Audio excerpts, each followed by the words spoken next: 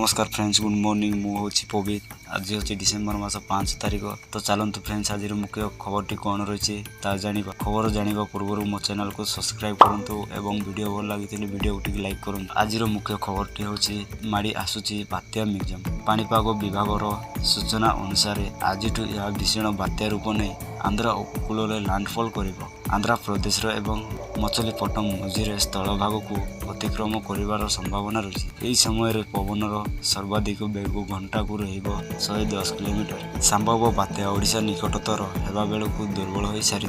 यार प्रभाव प्रबल वर्षा संभावना रही। विशेष 6 तारिख जाए मालकानगिरी, कोरापुट, रायगड़ा, गजपति और गंजाम प्रबल अति प्रबल वर्षा हो पारे। यही 5टी जिला को नहीं येलो वार्निंग जारी करा जाए। बात्या पूर्व तमिलनाडु रे यार प्रभाव देखा मिलला।